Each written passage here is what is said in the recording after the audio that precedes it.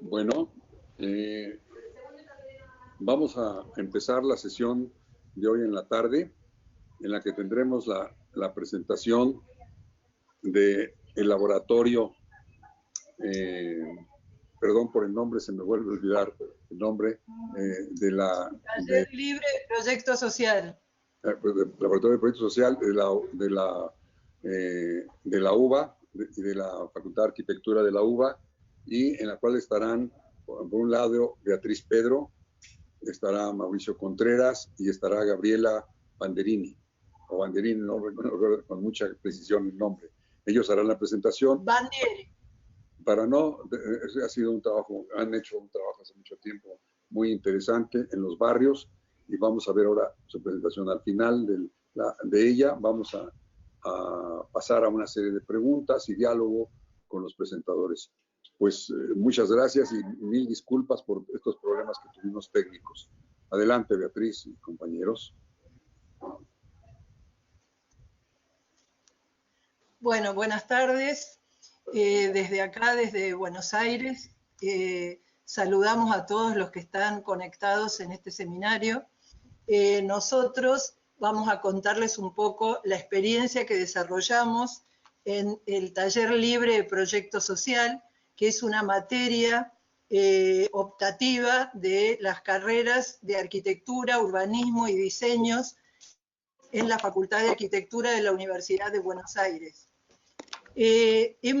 Mariana y Gustavo nos plantearon que trabajáramos el tema de cómo intervenir en los barrios populares, y nosotros a esa manera de trabajo la llamamos actuación proyectual integral y participativa. Y esa actuación en nuestra facultad nosotros hemos ido desarrollando a lo largo de 18 años de la existencia de la materia, una serie de sistematización de maneras, enfoques y metodologías para lograr una formación para todos estos profesionales que intervienen en el hábitat y que actúan en el hábitat, que tiene como características las que ustedes están viendo en la pantalla. Decimos interdisciplinaria, integradora, pluridimensional, y decimos en relación participativa. Ya vamos a desarrollar en particular eso, que es algo que ustedes vienen desarrollando a lo largo de todo el seminario. Pero también decimos social y nacionalmente situados. Esto es una polémica que desarrollamos en relación con una mirada supuestamente universal y globalizadora que nosotros creemos que hay que poner críticamente en discusión. Porque creemos que los profesionales del hábitat tenemos que hacernos cargo de la realidad del hábitat en que se encuentran nuestro país y nuestro futuro lugar de trabajo. Y a eso le hemos denominado como enfoque social del proyecto. Si ustedes miran en la pantalla que acabo de pasar, esta es la página web de nuestro taller. En la página web de nuestro taller, fíjense que hay distintos espacios de trabajo. Nosotros desarrollamos una formación, un seminario de trabajo, ahora vamos a mostrar su esquema, y hacemos acuerdos de trabajo en territorio y con situaciones reales para desarrollar una práctica formativa con los estudiantes de nuestras carreras, pero una práctica sobre la base de aportar a las necesidades y a las luchas populares por la resolución de sus problemas, no solo de hábitat en el sentido físico, sino en el sentido totalmente integrador. Si nuestro equipo se compone, en este momento estamos aquí, Gabriela Bandieri, está Mauricio Contreras, y también lo integra como adjunto el diseñador gráfico Lucas Giono, y ahí yo he puesto nombres de algunos de nuestros JTP. Y hay docentes e investigadores de todas las carreras, junto con estudiantes de todas las carreras. Nosotros aquí vamos a compartir algunas reflexiones, porque nuestro trabajo ha sido muy grande, hemos tenido más de 1000 alumnos a lo largo de estos años, y hemos desarrollado innumerables proyectos en el hábitat popular, con el objetivo de resignificar y reorientar las actuaciones profesionales en las cuales se forma a los estudiantes y a los futuros profesionales.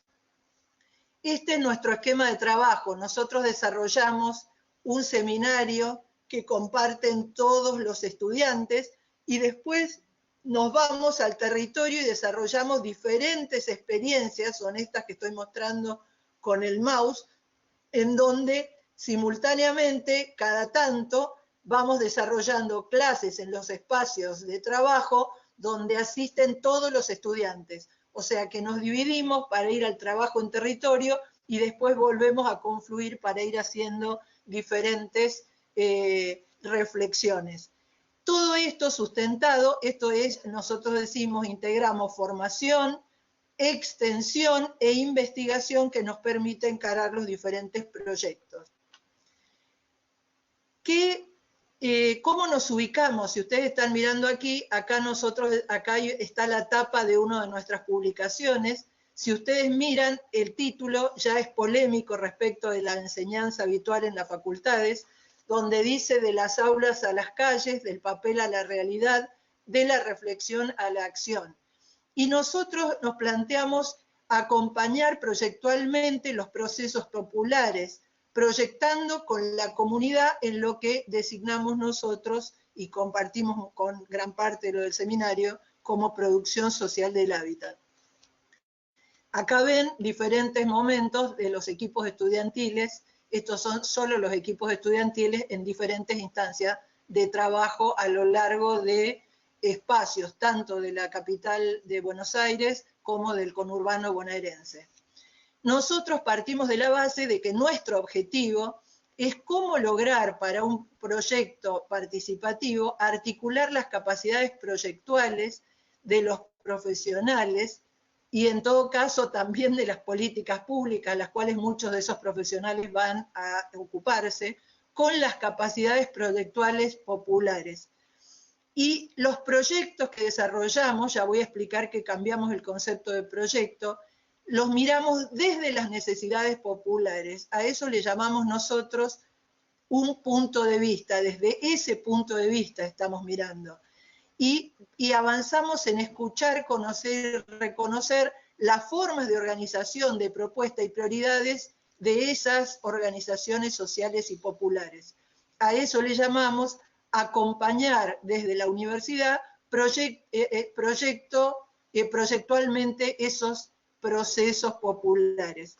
Eso nos implica estudiar y conocer en qué contexto se desarrollan y cómo cambiar la representación de los problemas que habitualmente en nuestras facultades se desarrollan desde lo que es hegemónico en el territorio, ahora lo voy a mencionar, y creemos que a la vez es necesario repensar las herramientas de actuación, qué tomamos y qué hay que cambiar. Y a la vez decimos que hay que cambiar el pensamiento y la emoción, cosa de tener una sensibilidad inclusiva y un sentimiento y convicción de hermanamiento popular.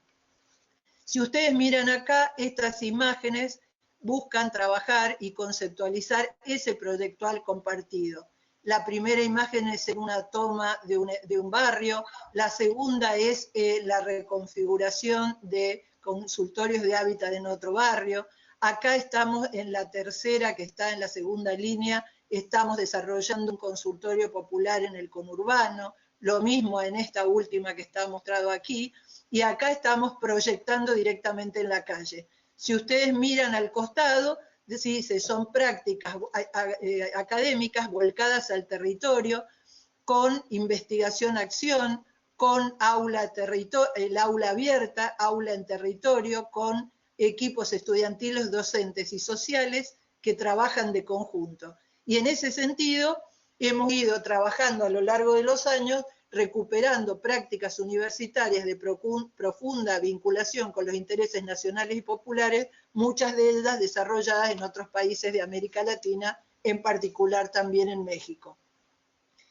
Cuando dije lo de la producción social del hábitat, nosotros conceptualizamos de una manera particular esa producción.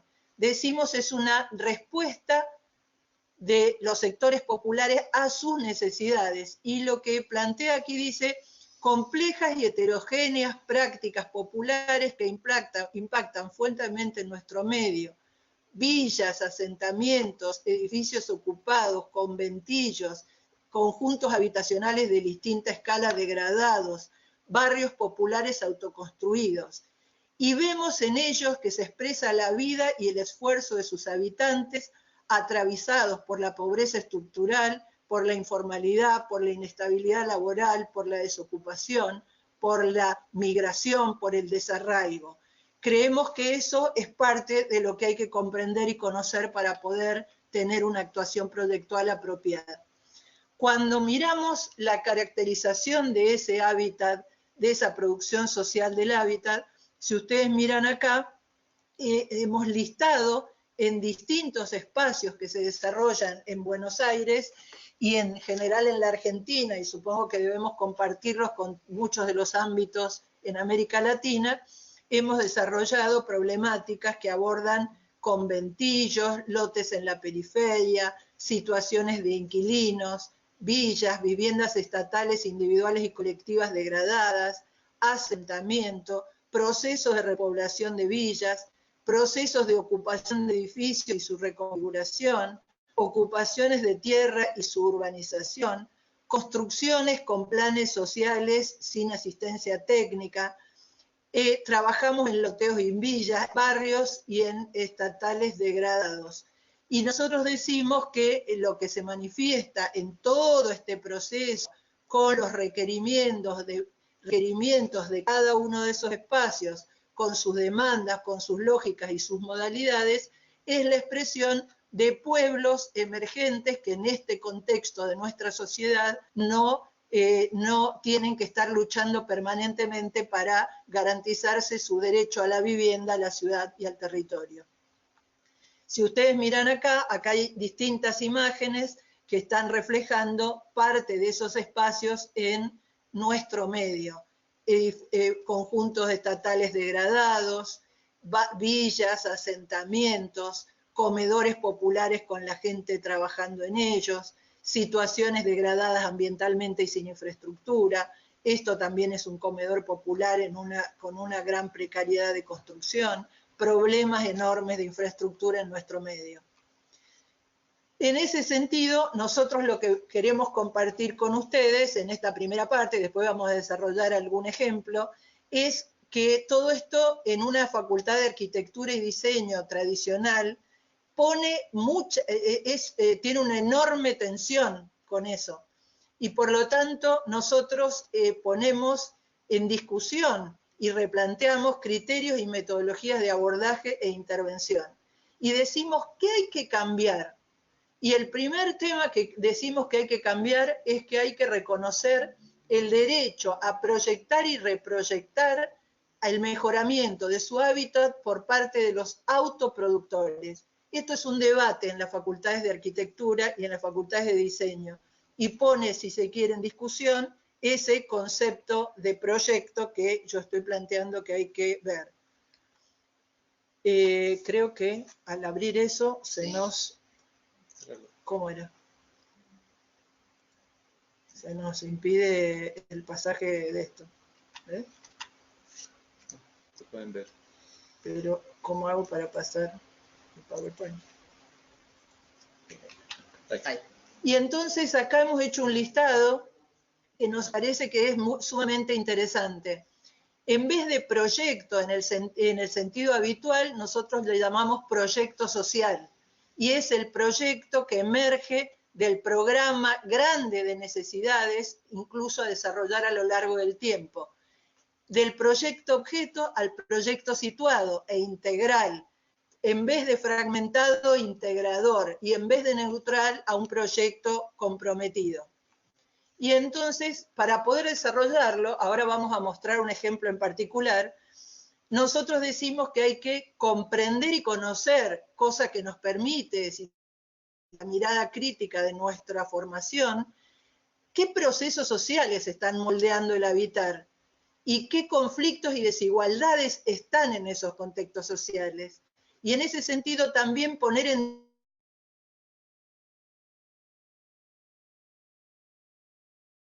los que nos formamos en las facultades. Y para eso vamos a trabajar proyectos colectivos que nosotros ya también llamamos proyectos sociales. Voy a hacer una breve síntesis de un enfoque más general. Nosotros vemos, en términos muy abstractos, que la producción social del espacio, la dominante es la desarrollada por el Estado, producido para aquel sector de la población que puede adquirir bienes y servicios. Muchas veces el Estado también proyecta vivienda o hábitat muy desde arriba, sin también a veces para los que no pueden acceder, a veces no, y vemos que hay, y muchas veces las políticas públicas, en particular en las últimas décadas de reconfiguración de la ciudad al servicio de gigantesco, usando la ciudad como un gigantesco mercado de especulación inmobiliaria, están también articuladas con las políticas públicas. Y vemos que hay una enorme cantidad de población, en particular en América Latina. La otra vez se planteaba en estos espacios que casi es entre el 70 y el 80% de la población, que autoproduce su hábitat y habita y luego construye muchas veces. Si miramos en estos ejemplos, esto sería lo producido por el mercado en nuestra ciudad, estos son los barrios cerrados, las enormes construcciones para el puerto, las enormes torres en los barrios más desfavorecidos, y estos son lo que muchas veces produce el Estado, muchos conjuntos que han sido de décadas anteriores degradados, o totalmente homogéneos, o con programas incluso edilicios que no han sido consultados con nadie. Y en esta tercera línea estamos viendo ocupaciones de barrios, villas, y loteos y asentamientos. Y eso segmenta esta forma, si no comprendemos esta construcción del espacio, no vemos que eso segmenta los sujetos del proyecto. Y entonces nosotros decimos que el proyecto mercantil del mercado solamente valora a los que pueden adquirir el proyecto, pero hay otro elitista que solamente aprecia, trabaja para las necesidades de los que aprecian los valores y los méritos de la cultura de nuestras disciplinas, y deja fuera a las mayorías que autoproducen su hábitat sin técnicos ni profesionales con un punto de vista apropiado. ¿Qué hacemos nosotros? Partimos de conceptualizar todo ese listado de derechos que la población tiene para resolver su vida. Y entonces es el derecho a la ciudad, a la tierra, el derecho a la vivienda, al trabajo, a la autogestión, al derecho a la expresión, a tener voz, a ser visible, a rescatar su identidad y una cultura crítica. Y lo hemos listado al costadito porque aparecen nuevos derechos, como es el de la centralidad, la justicia espacial, una política territorial rural especial. Yo estoy concentrada en la situación del hábitat metropolitano, y ahí decimos el derecho a proyectar su hábitat. Y nosotros lo que vamos viendo, en particular en nuestra ciudad, es que la lucha popular a lo largo de décadas ha ido logrando conquistas, algunas son concesiones y otras son conquistas sobre esas bases de esas luchas, que han ido permitiendo instalar en la agenda pública, legislativa, académica y profesional cosas que han, por ejemplo, que se han conceptualizado como reurbanización de villas y asentamientos con el objetivo de su integración sociourbana. Abajo están enunciadas algunas de las leyes que se podrían destacar, y hay algunas que seguramente ustedes deben haber estado tal vez conociendo con algunos otros expositores. Cuando nosotros abordamos estos territorios, decimos procesos vivos, atravesados, impactados por los procesos de reconfiguración urbana, de privatización, de expulsión y pobreza. Son comunidades vivas que en sus luchas de décadas han logrado conquistas importantes y han instalado sus demandas, y que necesitan que se reconozcan su derecho a la erradicación, a la centralidad, como parte del derecho a la ciudad. Y que creemos que la única forma de actuar en esos lugares es comprender que son motor para lograr su cumplimiento. Nosotros decimos que en esos procesos nos hemos encontrado un enorme protagonismo, multiplicidad de pertenencias, capacidades de resolver las necesidades por sí mismos, tejidos donde hay una importante articulación familiar y comunitaria, y que han podido sostenerlas en el tiempo y en la lucha. Y en ese sentido entrelazan historia, interacción entre sujetos y grupos, maneras de estar, hacer, pensar y sentir. Y creemos que hay que abordarlas desde empatía y comprensión de esas necesidades e intereses. Y en ese sentido abordamos metodologías que trabajan con la participación comunitaria directa y real. Si miran estas imágenes, se nos puede ver trabajando en ellas. Yo quería mostrar, antes de avanzar un pequeño video, vamos a ver si consigo salir, a ver cómo salgo de la presentación. ¿Dónde está? ¿Dónde está? Acá. Entonces, y acá tendríamos que ir a... ¿Dónde lo teníamos? Acá. ¿Video? No, el video. Ahí, En alguna de esas carpetas. ahí, no es en la roja, en la que tiene la flechita roja. Ahí. Acá. ¿Cuál era? De abajo. Voy a compartirles un video hecho por estudiantes de nuestra cátedra sobre nuestro trabajo, el trabajo de nuestros equipos docentes. ¿Podrán, cuando empiece a funcionar el video, confirmarme, Paula, o si se ve? ¿Se ve? Sí, sí se ve. Ya veo el Bien. texto.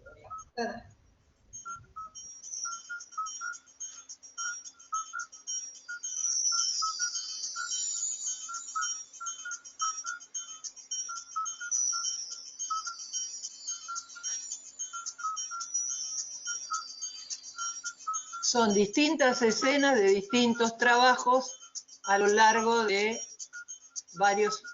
en distintos lugares y espacios. Trabajando. Acá se ve el taller.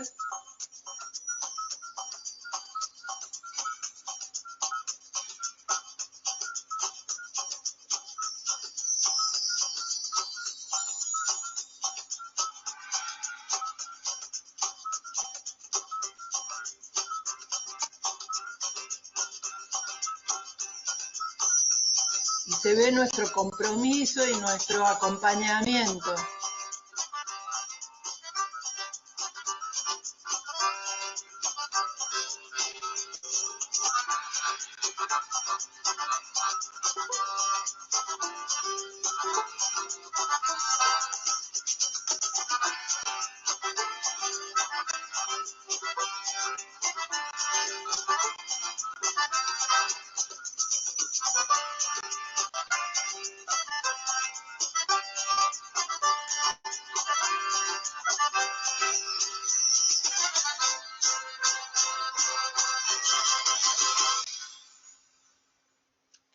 ¿Se vio?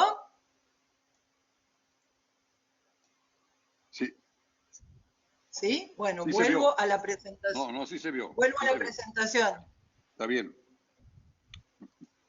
Bueno, ¿cómo era esto? No. Al revés, ponelo de vuelta.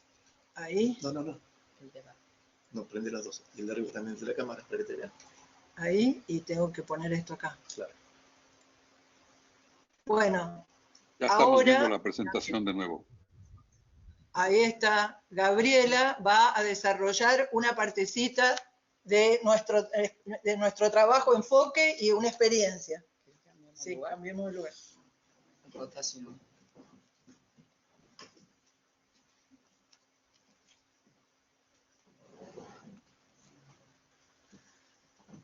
Bueno, en primer lugar, los saludo a todos y bueno, sigo con la presentación del taller. A ver. ¿Qué pasó? ¿Qué pasó? No. A ver ahí. ¿Se ve? ¿Qué es lo que está sucediendo? ¿Qué ven? Sí, vengo uno que dice diseño participativo de un proyecto integral. Ya hay varias fotos de Sí. fotos de, digamos, de primero como de presentaciones. Ya se volvió a perder, pero ahí está. Estoy viendo, sí se están viendo. Ahí está, bien. Bueno, ahondando un poco en esto que explicaba Beatriz sobre proyecto-proceso, este proyecto, que es el que nosotros llevamos adelante, tiene tres patas, se podría decir, tres apoyos que son muy importantes, que son el tema del vínculo, de la necesidad y del proyecto satisfactor, podríamos decir. Esos tres aspectos conforman lo que para nosotros es el proyecto-proceso. Todo proyecto surge de una necesidad, siempre, digamos, la necesidad es el motor del proyecto. En realidad la resolución de esa necesidad es lo que motoriza el proyecto. A su vez, nosotros sostenemos que esa necesidad es muy importante conocerla. Estos aspectos no suceden en la facultad, digamos, porque se abordan necesidades que no son reales, que son abstractas, digamos, simulacros, para poder hacer el trabajo. Nosotros trabajamos con necesidades reales, por lo tanto, consideramos que es muy importante el conocimiento profundo de esa necesidad.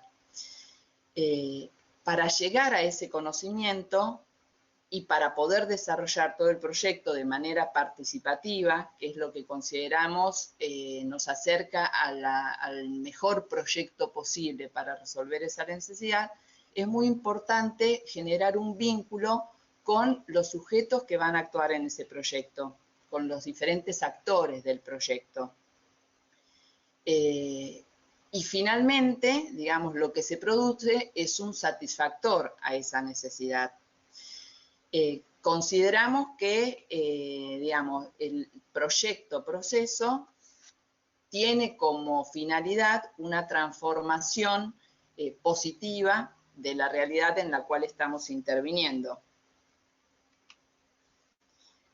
Acá hay más imágenes donde se ve este carácter participativo que sostenemos que tiene la tarea y donde se ve el vínculo, que en realidad los vínculos no son, son interpersonales, pueden ser con el grupo, con la comunidad con la cual estamos trabajando. Acá se ven vínculos de diferente carácter, ¿no?, entre los estudiantes y en este caso son los vecinos de los diferentes lugares donde trabajamos.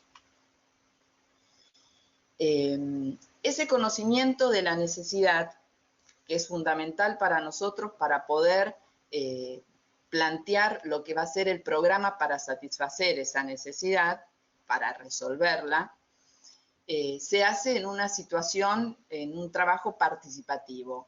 Pero bien, ese trabajo participativo creemos que tiene que tener, digamos, que se desarrolla en una relación de pares complementarios, en un vínculo horizontal entre el proyectista, en este caso entre el estudiante y el grupo docente estudiantil, y los vecinos, sujetos de necesidad del lugar donde estemos trabajando. Y esa horizontalidad, en realidad, la asegura la característica de este vínculo entre sujeto y sujeto, que es un vínculo bidireccional. Cada uno de nosotros encuentra en el otro la satisfacción de la propia necesidad. En este caso, por ser un trabajo de formación, una necesidad formativa en estos trabajos en la realidad concreta. Por lo tanto, es muy importante para el trabajo el vínculo con el otro sujeto. Este es un vínculo complementario y es lo que asegura la relación horizontal que también criticamos dentro de la formación mayoritaria en las casas de estudio, el tipo de relación que se promueve entre el profesional y digamos, el sujeto de necesidad, el otro actor, la persona que va a buscar a ese profesional para resolver alguna necesidad. estos aspectos surgen, digamos, nos nutrimos de Paulo Freire, de la psicología social de Pichon Rivière, que tratan todos estos aspectos y herramientas para poder trabajar con otros, para poder trabajar grupalmente. Acá vemos el tema del diseño participativo, del vínculo. El vínculo es algo que se construye a lo largo del tiempo, no es algo que lo construyo hoy para mañana, sino que y a partir de la tarea compartida. Acá vemos algunas escenas, no sé, esta por ejemplo, recuerdo que es de la Villa 20, de la toma de Papa Francisco, acá en un lugar de Caballito, esto es en la Villa 31, también Villa 31, esto es en un barrio del conurbano, el 14 de febrero, y donde se ve esta situación de vincularidad que promueve o propicia el trabajo participativo.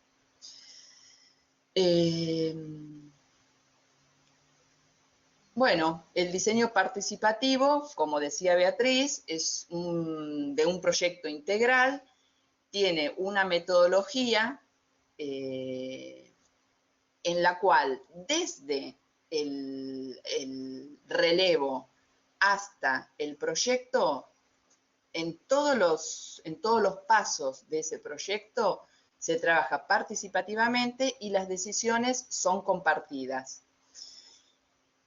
Incluye el punto de vista de los afectados, por supuesto, y también se tienen en cuenta y se incorpora el proceso proyectual en las instancias organizativas propias del lugar donde se está trabajando.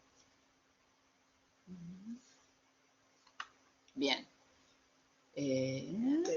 Temas a resolver como este programa de necesidades multidimensional que mencionaba Beatriz. El tema de infraestructuras, las redes de servicio, el tema del mejoramiento de las viviendas existentes, el tema, ahí dice, digamos, de qué manera, igual después lo vamos a abordar en los casos que vamos a tratar, pero se realiza desde una valorización de lo construido por la propia gente, de un respeto por la historia. Se acercan soluciones técnicas que permitan mejorar lo construido y en todo caso generar ampliaciones si es necesario. Las ampliaciones tienen en cuenta la organización existente y a su vez son proyectos que se desarrollan a lo largo del tiempo, no son proyectos que se proyectan y se construyen inmediatamente, sino que son proyectos continuos los de mejoramiento. Y también el mejoramiento de áreas verdes y del espacio público.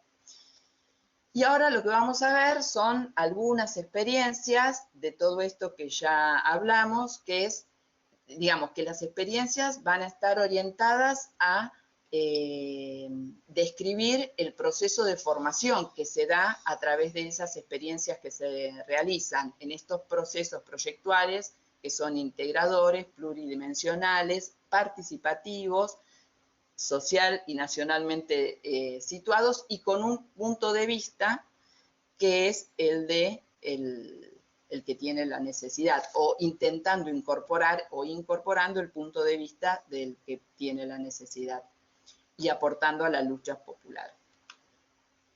Bien. Bueno, vamos a empezar con un caso que es el de la Villa 31. Este es, digamos, lo que yo voy a describir ahora es un proceso de muchos años de trabajo del taller libre en este territorio en particular. La Villa 31 es una de las villas más emblemáticas de la ciudad de Buenos Aires. Como ven, acá arriba está, esto es la capital federal, esto es el Río de la Plata, y en este rectangulito, en el centro de la capital federal, se ubica la Villa 31. ¿Por qué está ubicada ahí? Porque en realidad el puerto está muy cerca.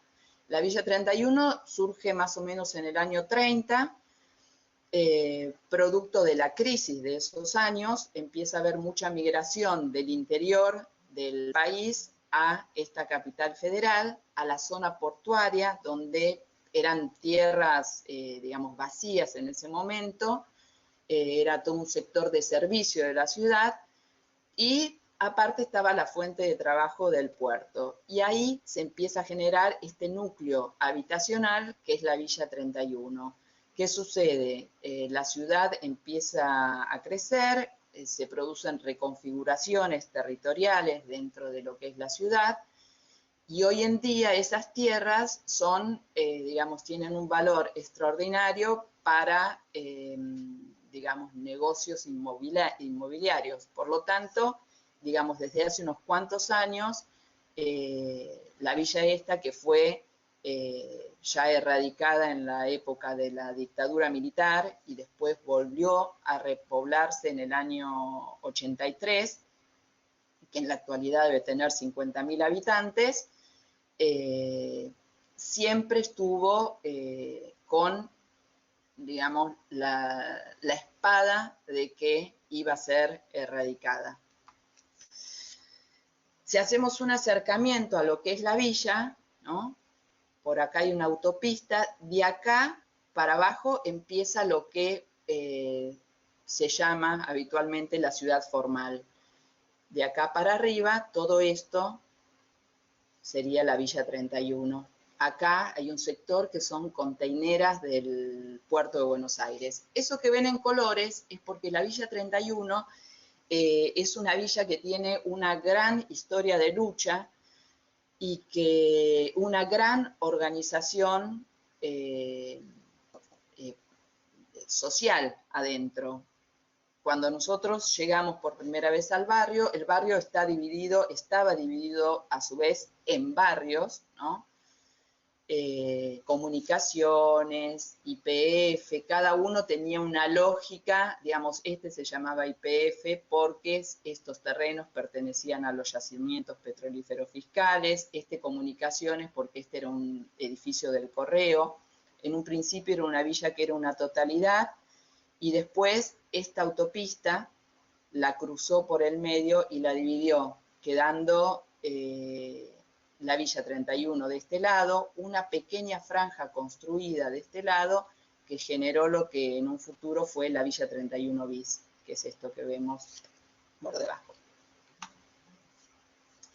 En el año 2009, la legislatura porteña, parte de estos logros de la lucha popular que mencionaba Beatriz, sancionó la ley 3343, que fue una ley específica para la urbanización de la Villa 31.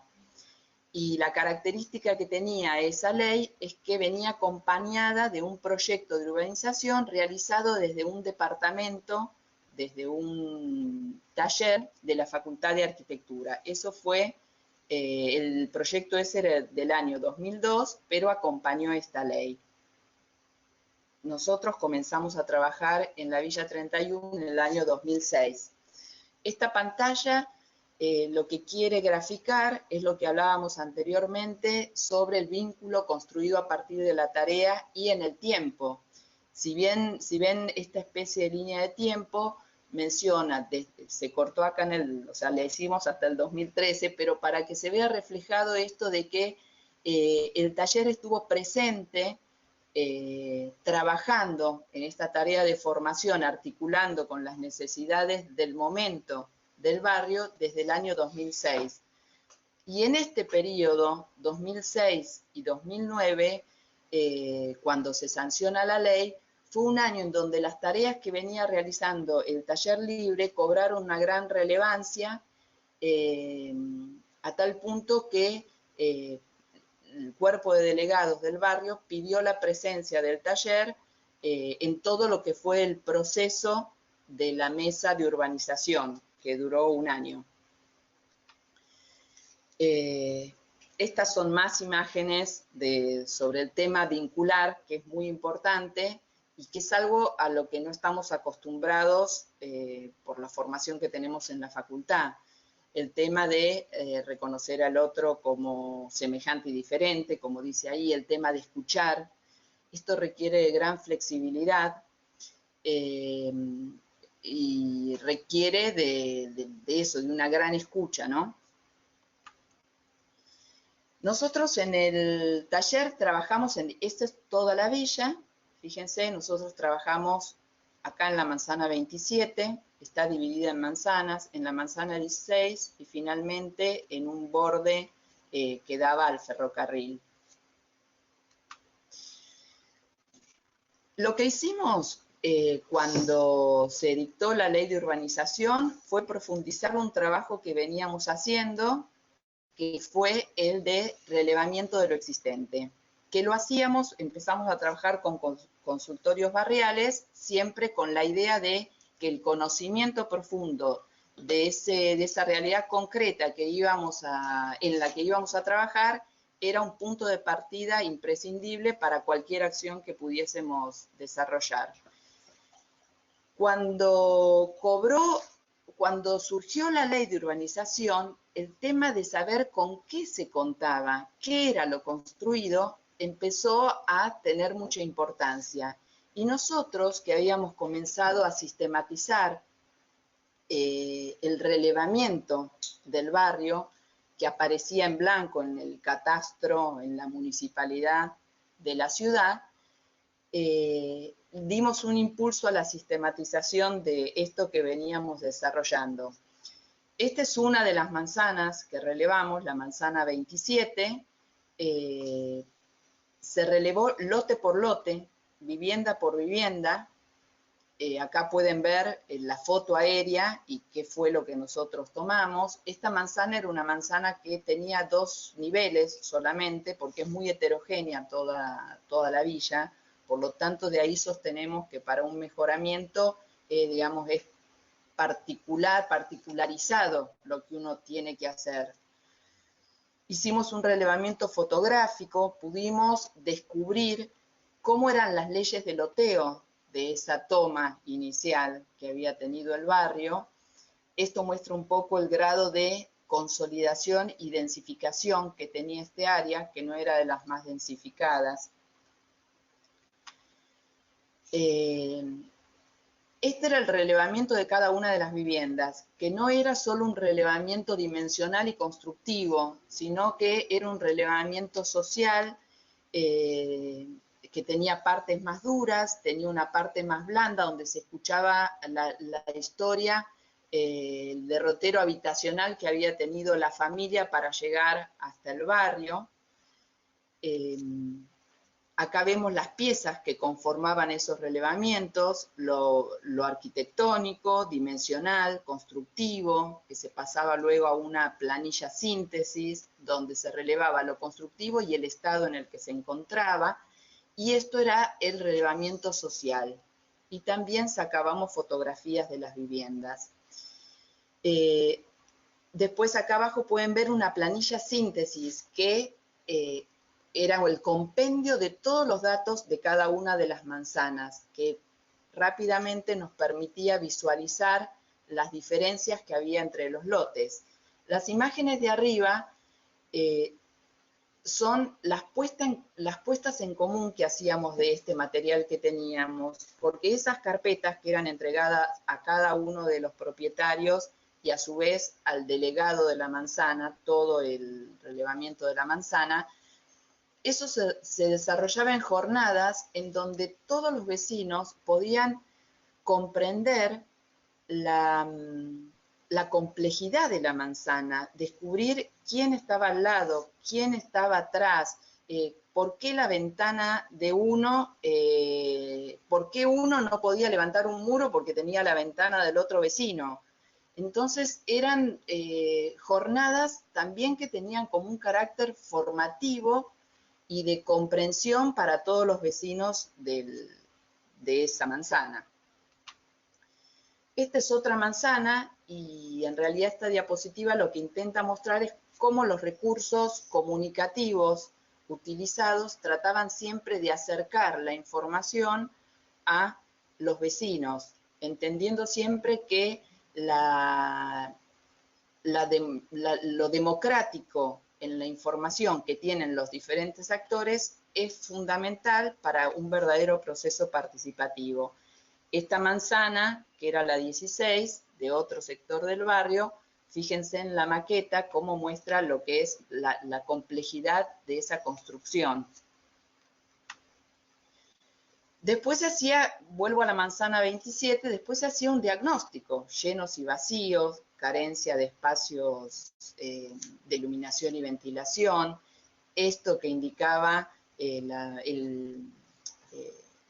hacinamiento, el grado de hacinamiento, esto eran los usos, la ubicación de los locales sanitarios, y también, por supuesto, se hacía un diagnóstico en cuanto a las instalaciones, las estructuras, las aislaciones, todos aspectos, estos que están mencionados acá, que están muy ligados a lo que es la seguridad y la salud.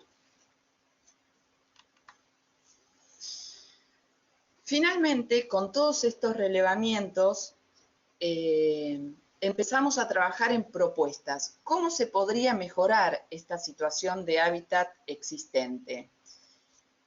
Esto formó parte de lo que fue el dictamen de esa ley, en donde se marcaba cuál era el curso que se debía seguir para las diferentes acciones. Ese dictamen, en cuanto al mejoramiento del hábitat existente, fue planteado por el trabajo hecho por el Taller Libre de Proyecto Social.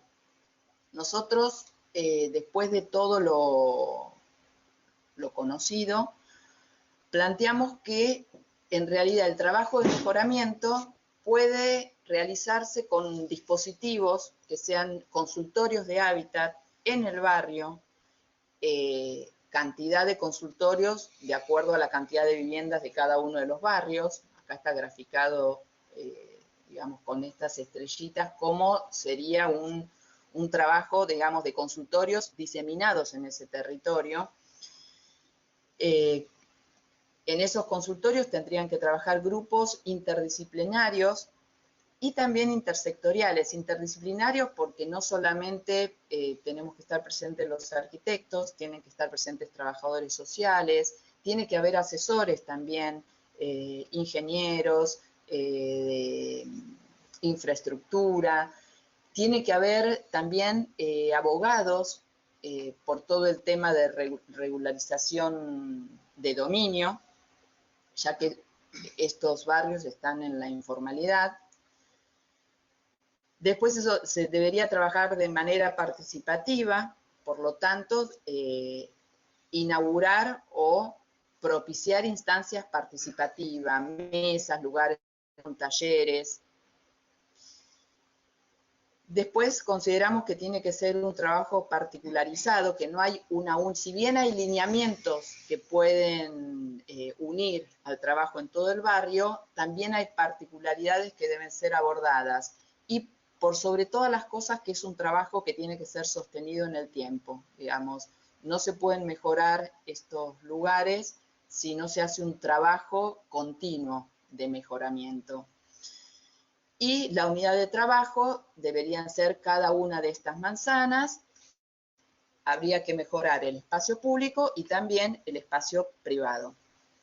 Y, por otro lado, un aspecto que podría ser el de formación de agentes de atención del hábitat, para que dentro de los propios habitantes se empiecen a formar personas con capacidad de atender emergencias o atender cuestiones relacionadas con el hábitat de los otros vecinos. En cuanto al mejoramiento, entendemos que se debe tener en cuenta el mejoramiento de lo construido, pero que en algunos casos, como ser estructuras, instalaciones, protecciones, que es muy importante en estos barrios, ampliaciones, y que también en algunos casos se deben realizar esponjamientos, ya sea por hacinamiento en algunas manzanas, las más densificadas, o por la necesidad de apertura de calles. Y que en muchos casos hay que estudiar el tema de la relocalización en viviendas nuevas, que siempre es necesario hacer en la cercanía de los barrios, o en algunos casos dentro de las mismas manzanas se podrían realizar, en las que están menos densificadas. Nosotros elaboramos o proponemos como una alternativa en estos proyectos a largo plazo una de las propuestas podría ser intervenciones de tipo quirúrgico por lotes, que por ejemplo para el tema de apertura de patios tuvieran en cuenta el sistema constructivo, que es el que se utiliza en estos barrios, que son las viguetas con ladrillos. También tuvieran en cuenta, como se ve en esta imagen, los pisos, digamos, la altura que tienen esas construcciones para determinar los anchos que deberían tener esos pequeños patios y plantear pequeñas intervenciones, que son estas que ustedes ven en negro en la manzana, que sumándose a los patios ya existentes, podrían mejorar la situación de ventilación e iluminación de los locales. En este grafiquito de acá se ven como tres alternativas posibles. Una es el gran pulmón de manzana, que en realidad después vamos a ver que destruye gran parte del tejido construido. La otra alternativa sería el tema de sacar locales, o sea, generar patios mayores con la eliminación de algún local que se podría llevar a algún piso superior, o en algunos casos se puede suplementar con una refuncionalización de la vivienda, porque a veces hay espacio mal utilizado en las viviendas. Y por último, ahí ya pasé, y por último, este de acá es el que estábamos hablando, que es el de las pequeñas intervenciones. Acá hay otra manzana, este es un barrio, el barrio Güemes, que es mucho más denso en la Villa 31, en donde hicimos unas pruebas teóricas. Ustedes ven acá qué sucedería si yo abro el pulmón de manzana que requiere el código en estas manzanas. En realidad, esto es una manzana que está totalmente construida, por lo tanto, no solamente que inhabilitaría alguna de las viviendas que quedan cortadas, sino que sacaría gran parte de la población.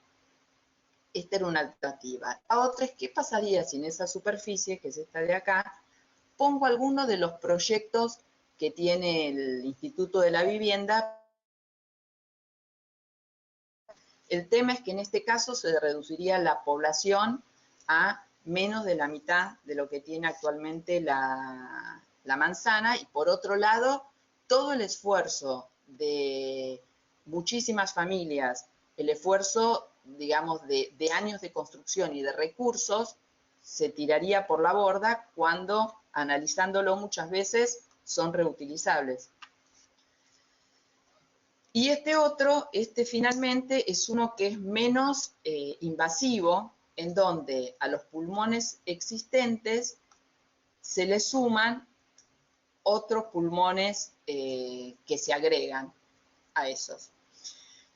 Lo que concluimos es que en realidad ponemos en crisis la idea de si es factible mejorar estos espacios aplicando el código de edificación que existe para lo que es la ciudad formal, que requiere determinadas dimensiones y que son imposibles de aplicar en estos contextos. A pesar de eso, creemos que es muy posible mejorar y en gran manera lo construido. Bueno, acá tenemos otro ejemplo, que vamos a terminar con este, que es intervención en espacio público. Este es otro, no sé si recuerdan, ahora estamos acá. Esta es la Villa 31 bis, es una zona pegada a las vías del tren. Por acá pasa el tren. Esta villa fue creciendo y le fue ganando tierras al ferrocarril. Esta es la manzana 104, que tenía un problema muy grande porque en ese cruce de las vías del tren habían muerto como, no sé, una cantidad impresionante de vecinos, nada más que por cruzar las vías. ¿Por qué? ¿Qué sucede? Vuelvo un poco atrás. Ahí. Si ustedes se fijan, esta es la villa, por acá está la zona portuaria, acá está lo que es la ciudad formal, acá está el Museo de Bellas Artes de Buenos Aires, un museo enorme, está Retiro, está más por acá, pero la gente cruzando esas vías está en una zona, digamos, céntrica de la ciudad, y sin embargo tenían que recorrer todo esto, ir hasta Retiro, que sigue fuera del plano, volver en un colectivo, tardaban como 40 minutos para llegar a este punto, mientras que así lo podían cruzar directamente o podían cruzar la primera vía y tomarse un colectivo que los llevaba directamente y no tener que caminar todo esto. Por lo tanto, la gente se arriesgaba.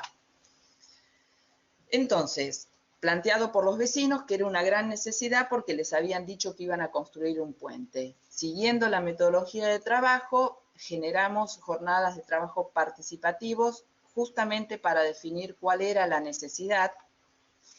Esa necesidad se expresó a lo largo de un trabajo de algunos meses en lo que fue esta infografía para que todo el mundo tuviera en claro a qué se había llegado, que no era solo la necesidad del puente. A esa necesidad se le fueron sumando otras cosas, que ahora las vamos a ver. Seguridad era lo primero, ahí está la gente cruzando la vía. Infraestructura y saneamiento, porque era el basural del barrio ese. Espacios de esparcimiento, era un sector de la villa que no tenía plazas, no tenía lugares donde poder ir a jugar los chicos, recrearse. Entonces, el programa quedó armado con la necesidad de un puente peatonal hasta la calle Carlos Mujica, donde pasaba un colectivo, una calle vehicular restringida para que los que tenían vehículos pudieran llegar a sus viviendas, áreas verdes, seguridad, infraestructura, agua, cloaca y electricidad. Y esto, por supuesto, se realizó en jornadas en donde todos los vecinos pudieron participar, opinar, debatir. Eso fue acompañado con un proyecto de comunicación. El taller tiene estudiantes y docentes que son no solamente de arquitectura, sino de diseño gráfico, diseño industrial, diseño indumentario y diseño de paisaje. Imagen y sonido. Este proyecto de comunicación fue muy importante porque es lo que permite, por un lado, difundir las acciones que se van a hacer, donde nos juntamos, generar preguntas para que de mano. Y por otro lado, generábamos boletines que les permitían a los vecinos que no podían acercarse a la reunión poder seguir el proceso. Por lo tanto, estar al tanto de las decisiones y los pasos que se iban tomando. Este era el proyecto que iba a hacer la ciudad, que era solamente un puente, así como ustedes lo ven es el rojo, que dividía la manzana en dos porque de acá no se podía pasar para este lado. Y finalmente, después de diferentes propuestas, llegamos a lo que fue el proyecto final. Esta era la manzana, el borde de la manzana, este era el parque. En realidad, el parque era esta tira, porque esta tierra todavía seguía siendo de ferrocarril, pero la idea era a futuro poder incorporarla. Y acá abajo ven imágenes de lo que era esa calle, que era una calle, digamos, en donde se iban planteando diferentes situaciones de juego, a ver si se ven más en grande acá, situaciones de juego, había situaciones de bancos, situaciones con piletas, porque pedían piletas para lavar la ropa, porque dentro de las viviendas no tenían eso, entonces piletones como lugares de lavado comunitarios. Y finalmente lo que era la plaza esta, en donde desembocaba la escalera, que era una plaza que justo ahí daba una escuela. Y también quería mostrar en esta pantalla el recurso de mostrar la situación actual y cómo era la situación después del proyecto, que fue de gran impacto y fácilmente permitía visualizar el proyecto a los vecinos. Yo pasaría por ahí, ¿no? Bueno, quedan unos minutos, perfecto. Porque en realidad lo que estábamos tratando de hacer es mostrar diferentes proyectos en el mismo lugar que fue abordando el taller a lo largo del tiempo y que en realidad fueron marcados por la coyuntura que vivía el barrio, que hacía que los vecinos plantearan cuál era la necesidad que tenían. y que nos permitía evaluar si para el proceso de formación era posible abordarla. Esto fue cuando empezamos con los relevamientos, era imposible que el taller libre relevara todo el barrio, pero venían a las reuniones del taller de todas las manzanas pidiendo que fuéramos a esa manzana a hacer el relevamiento. Como era imposible, pensamos en plantear una herramienta de formación para que los propios vecinos pudiesen relevar y tener el plano de su vivienda. Entonces, esta herramienta, que se ve acá abajo, los 3 módulos que desarrollamos, lo que planteamos es que es una herramienta viva, o sea, que es una herramienta elaborada para este barrio con cosas, con aspectos que se pueden tomar para otros barrios, pero con particularidades. No es algo para repetir mecánicamente.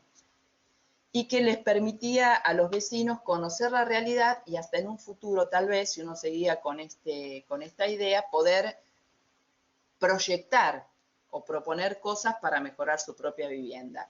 Dentro de los criterios de elaboración, los criterios de diseño fue, por ejemplo, que fuera algo desarrollado en fascículos, o sea, que no fuera todo un libro sobre cómo relevo y dibujo, sino que fuera en fascículos que permitieran a los vecinos apropiarse del instrumento y a su vez que tuviera una parte de explicación y una parte de registro y de práctica.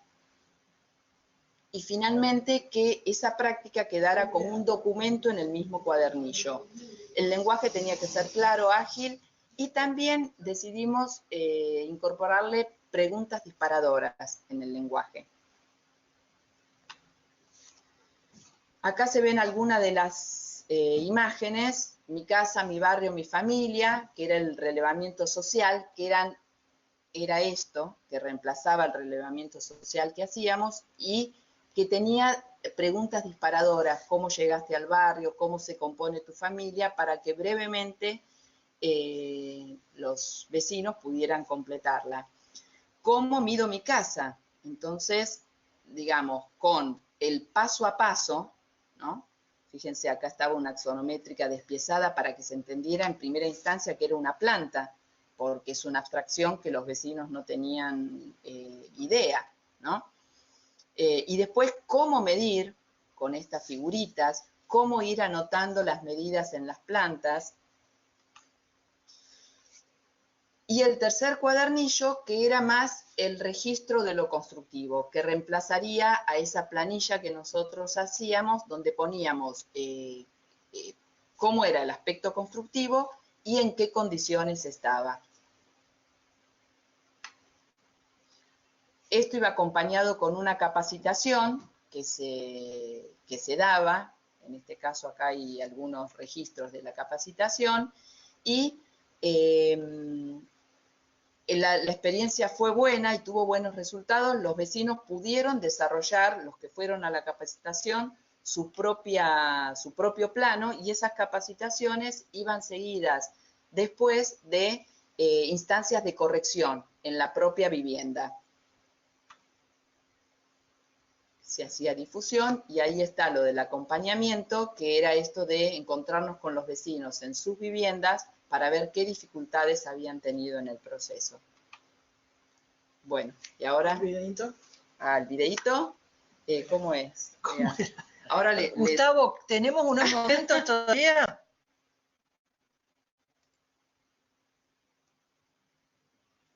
¿Estará escuchando? No sé. Gustavo. Sí, está perdido todo. ¿Dónde dejamos el...? ¿No está abajo? ¿Me oyeron? ¿Me oyeron lo que dije? No, no escuchamos. Bueno, sí, que nos podemos extender, digamos, un tiempo. Yo espero que como empezamos muy tarde por esta situación, una especie de 20 minutos, media hora, espero que, ¿cómo se llama? Me estoy yendo Paola, de alguna manera. Yo creo que generalmente nos hemos extendido, así es que traten un poco de sintetizar, pero de seguir, ¿no? Con lo que faltaba. Bueno, para bien. que podamos entrar a las preguntas. Yo creo que tenemos unos 15 minutos más para pasar a las preguntas. Bien. Acá. Bueno, Buscas. pero el de Monse, ¿es este? No, no, ahí no está. No, no está acá. Bueno, entonces, Bueno, no importa, bueno. nos falta. Bueno, falta. Sigamos entonces Sí, con sigamos. el tuyo, Mauricio. Ahí está el Ahora, video paso. de la 20. ¿Querés que lo mostremos el video primero o lo presentás No, primero? presento y después lo- Bueno.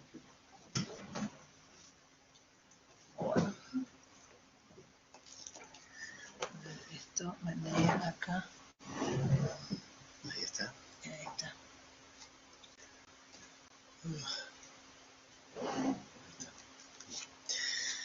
Bueno, ¿Están bien? ¿Nos están viendo? ¿se ve? Sí, sí, se vemos. Yo veo, estoy viendo el conjunto de casas ahí de vivienda, barrio y ciudad para los que necesitan. Bueno, yo continúo igual en relación a todo lo que comentó Gaby de lo de la Villa 31. Son aspectos que nosotros hemos seguido trabajando en otros barrios. Este es el caso puntual de Villa 20, que es posterior en cuanto, por lo menos nuestra práctica después de la Villa 31. Quiero hacer por lo menos una acotación respecto de los nombres de las villas, que son los que tienen numeraciones, que eso surge después de la última dictadura militar, que una manera de nombrarlos era por números, porque la idea era de erradicar las villas, digamos, era sacarlas de la ciudad de Buenos Aires, y una manera de identificarlas era con los números. No se logró erradicarlas totalmente y que ya quedaron en ese momento con el tema de esas numeraciones. Y esto, bueno, es el ejemplo de Villa 20, que es en la zona sur de la ciudad de Buenos Aires, de Capital Federal, y puntualmente el tema de una ocupación de unos terrenos que lindan, usted lo que ven, esas construcciones de ahí, de todas de ladrillos sin revocar, es parte de la villa, y todo este grupo de gente acá es ocupando un terreno que está lindante a la villa, que es por un proceso de lucha del barrio para que se pueda urbanizar y mejorar las condiciones de esa villa, que ese terreno que está lindante, que era un terreno como de 2 hectáreas, que por una ley del año 2005 le quedó como disponible para poder urbanizar. El tema es que nunca se cumplió la ley, y en el año 2014 los vecinos, cansados de los reclamos, decidieron ocupar ese terreno. Bueno, acá justamente ahí está esta línea de tiempo, el año 2005 de la ley 1770 de la Ciudad de Buenos Aires, que le otorgaba ese terreno para urbanizarlo, que nunca se cumplió. Después otras alternativas que hubo en los años siguientes para los mejoramientos sobre esos terrenos, para construcción de viviendas. La idea era que sobre esos terrenos se construyesen viviendas nuevas para poder realizar el esponjamiento y poder trasladar una parte importante de la villa a esas viviendas nuevas, y poder justamente realizar ese esponjamiento y mejoramiento de las viviendas existentes en la villa, que por eso reitero que todo lo que comentó Gaby de la Villa 31 justamente se ven en relación a eso. Sí, bueno, justamente esto que ven acá, de lo de la línea de tiempo que dice barrio Papa Francisco, y termina justamente desalojaron mafias, justamente realmente desalojaron pobre. Esta línea de tiempo cubre los 6 meses que fue la ocupación de esos terrenos, y se realizó una línea de tiempo como para dejar registro histórico y también de la situación esa, para que no queden en el olvido, y los distintos actores que fueron participando, incluyéndonos a nosotros como cátedra, en ese proceso. O sea, nosotros ahí trabajamos en conjunto con las familias que estuvieron ocupando ese predio durante los 6 meses, que se conformaron en cuerpos delegados. Bueno, fue una instancia muy particular, nueva para nosotros, y como una nueva experiencia de trabajo en una situación así, que era bastante compleja. No se sabía qué iba a pasar, si se iba a poder seguir. 6 meses, la verdad que fue bastante tiempo. Se pensó que los iban a desalojar antes, pero finalmente después de esos 6 meses los terminaron desalojando. Y el tema acá de las fechas que ven acá arriba son emblemáticas, como si el año 2010 hubo una toma de unos predios cercanos a esta villa, que también con reclamos y la necesidad de vivienda de todos esos sectores bueno, abandonados, que totalmente no tenían los recursos para poder tener sus viviendas, y tierras que eran totalmente abandonadas por el gobierno de la ciudad, y bueno, también una situación de represión y de desalojo.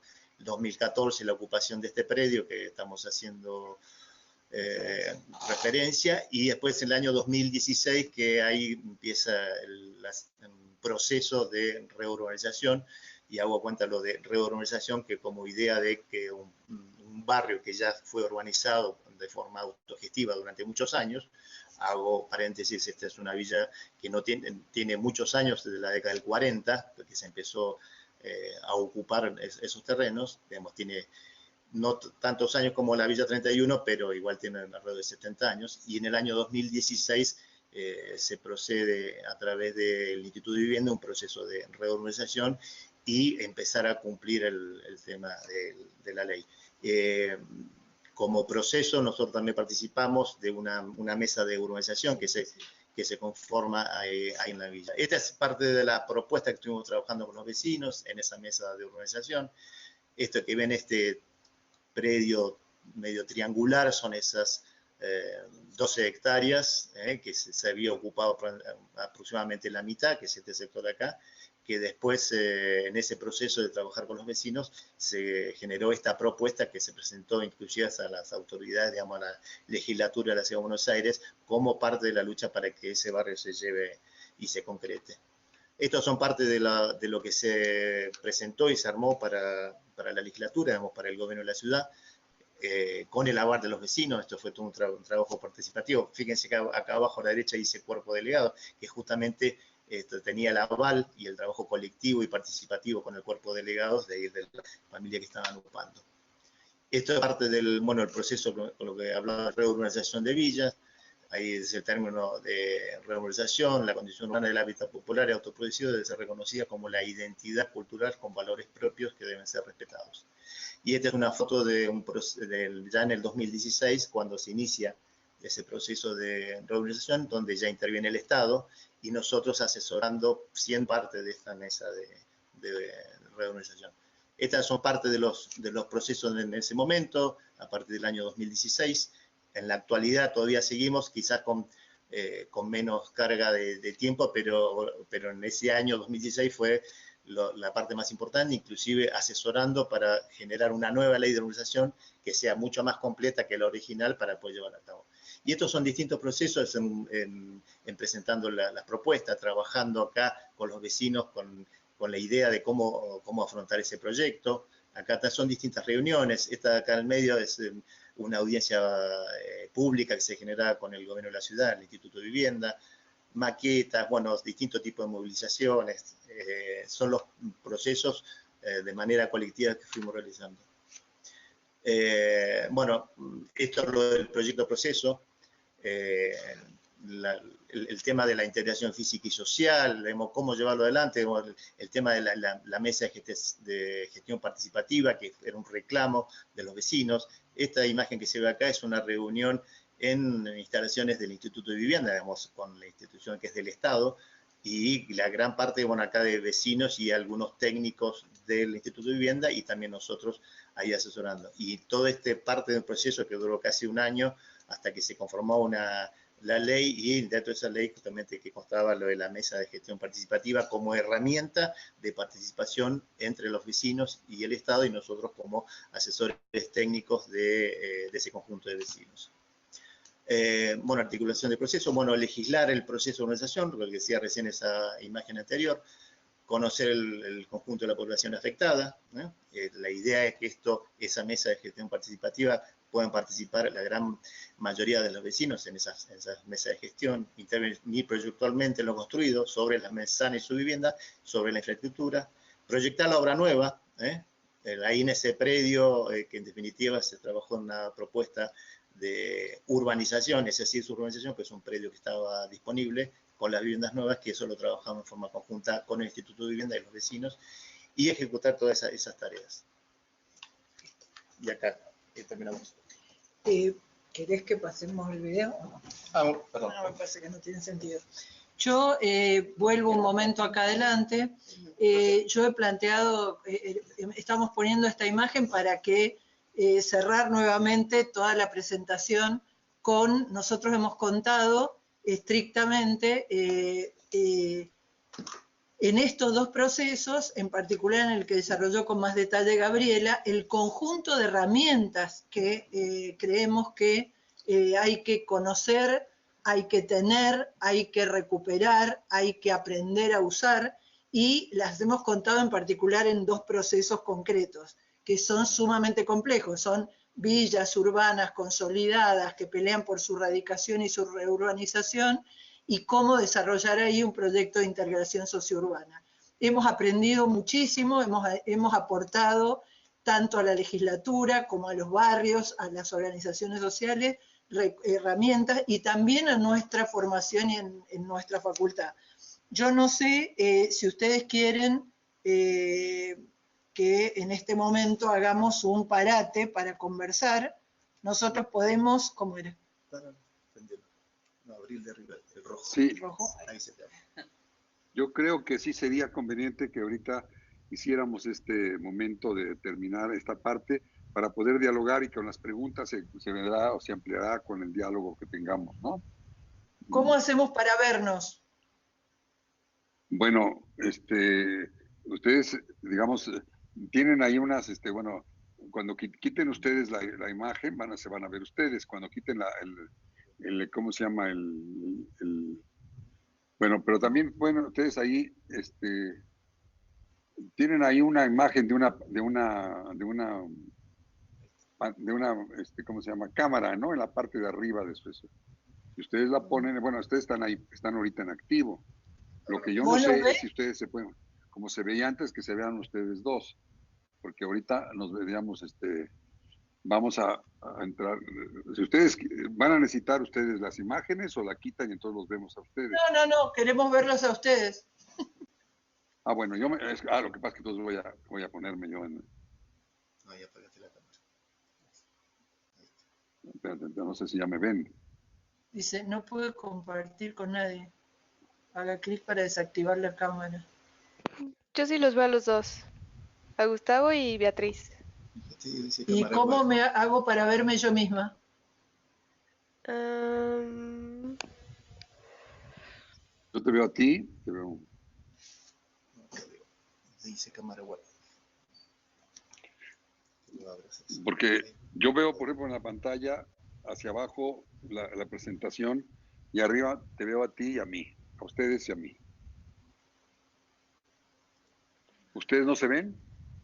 No, No, ni a vos tampoco. y a vos tampoco. Bueno, no Porque tienen importa. pantalla completa. Bueno, ahora aparezco yo en pantalla completa. Bueno. ¿Vos no Sí, ves? No, ahora veo tu pantalla, tu imagen de pantalla con tu familia. Pero. Tu familia. ¿Ahora nos ves? Te veo a ti, sí, los veo a ustedes, y ahora sí ya los veo a ustedes. En Bueno, chico, bien. sí. Y abajo veo la pantalla de tu imagen de pantalla. Bueno, voy a procurar cambiar mi imagen de pantalla para Si no, que deja no, esto, dejo esto para que, Sí. qué sé yo, no se metan con Ya mi se ven. familia. Bueno, ya estoy, ¿ya me ven a mí? No, No, pero no bueno. importa, podemos seguir conversando. ¿Dónde dice Bueno. compartir? Donde dice ahí, dice compartir pantalla. Ahí, a la izquierda en la flechita. Así le clic en eso. Compartir, mostrar pantalla, a ver. ¿O no? No. No. El del lado que dice. Ahora, Esta. A ver ese. No, ese es convertirte en... Bueno, no importa, sigamos conversando Bueno, así. ¿tenemos preguntas o manos levantadas, Paula? No, hasta el momento no hay ninguna mano levantada. No, ya hay una. Ah, bueno. A ver. ¿Romina? Hola, Sí, ¿aló? te oímos. Ah, ya, súper. Bueno, tengo como una pregunta que es un poco un comentario también. En Chile muchas veces, en Chile no es común que los asentamientos irregulares la gente los construya como de manera más sólida, como por decirlo de alguna manera. Me refiero que normalmente arman como medias aguas, y tiene que ver con una transición entre que no los desaloje el dueño del lugar, no los desaloje del terreno, y que tratan de que el Estado también los tome y los reubique. Que además los campamentos en Chile tienen unos procesos súper largos de erradicación, o sea, desde que los empiecen a intervenir pueden durar 10 años antes de que realmente los trasladen a una vivienda con todos los problemas que se reproducen en Latinoamérica de estas viviendas. Pero lo que sí a mí me ha tocado ver en el trabajo en barrios es que hay lugares que en los años 70, por ejemplo, fueron entregados a las personas una especie de entrega de terreno vacío, operación sitio se llamaba aquí en algunos momentos, y se genera una autoconstrucción para que cada uno construya su vivienda, etc. Entonces, si bien no son tomas, se reproducen muchas veces los mismos problemas de precariedad de las cuadras, que son los que ustedes exponían aquí, que es que cada uno levanta como puede, normalmente no tienen sistemas de seguridad, cosas muy similares a esta, pero sin que tengan problemas de urbanización ni nada, porque el Estado les pasó estos sitios y luego decidió ponerle alcantarillado y todo, pero que ellos vieran cómo construían de su línea de terreno para adentro. Y el Estado hizo calle, hizo alcantarillado, todo, pero cada uno resuelve la casa como puede. Hoy, cuando llega a intervenir, yo trabajo en un programa de espacios públicos, que es con participación, etcétera, dentro del contexto del Estado, que es limitado de todas maneras. Y hoy, cuando nosotros llegamos a intervenir, hacen los diagnósticos de vivienda, pero en realidad los diagnósticos de vivienda están orientados a que se puedan aplicar subsidios estatales. Y para aplicar esos subsidios estatales hay que tener la casa en regla, en norma, que era lo que hablaban al principio. ¿Cómo podemos hacer que estas viviendas, que nunca van a estar en norma porque la gente construyó como pudo, se puedan aplicar un subsidio del Estado? Entonces, es muy complejo porque un poco se le entrega un equipo y la primera respuesta que uno le tiene que dar al Ministerio de Vivienda es: toda esta población es autoconstrucción. Yo te diría que tú aquí no puedes aplicar tu subsidio y cumplir tu meta estatal, porque no puedo decirle a la vecina, a la persona, no sé, mire, yo le voy a dar un subsidio de $3.000 para que arregle el alcantarillado, pero necesito que invierta 6.000 para que pueda hacer muros de bloque y bote una parte de la casa que está en el antejardín, que debería ser la norma. Es súper complejo. Entonces me gustaría saber, yo sé que el escenario es distinto porque en Argentina tengo la sensación que también hay la dinámica con el Estado se genera de una manera diferente, pero quiero saber cómo ustedes han podido hacer este ejercicio que tiene que ver con que se intervenga como en la medida de lo posible, mejorar estas condiciones, entendiendo la manera en la que se conformaron, que ellos también tienen un patrimonio ahí en sus viviendas, o sea, lo que han hecho es parte de su patrimonio, de su identidad, etcétera, y cómo han podido hacer este tránsito hacia urbanizar y un poco entregarles como esta idea de legalidad y que un poco dejen de estar al borde de la ley, que en este caso, claro, aparecen desde asentamientos irregulares, pero en Chile lo que sucede es que normalmente estos son casos que son asentamientos regulares, pero que se construyeron como pudieron, pura autoconstrucción, y eso se reproduce muchísimo en el territorio. ¿Quieren que respondamos de a uno o hay alguna otra pregunta? Bueno, si hay otra pregunta, podría ser otra pregunta para facilitar. ¿Hay alguna otra pregunta, Paola? Paola. Uy, no está. Bueno. Procedan a procede a... Bueno, no sé qué procedemos pasa. a responder. No, a ver. Sí, ya estoy con sonido. Sí me oyen ustedes, ¿verdad? Bueno, pues sí. Procede a contestar. Yo también, bueno. ¿Contestamos? Sí, contesten. Bueno, efectivamente, yo creo que tú has dicho una cosa muy importante, que es cómo es la dinámica de la lucha por la vivienda popular en cada uno de nuestros países. Yo no conozco mucho el tuyo, pero quiero decirte una cosa primero de diagnóstico general.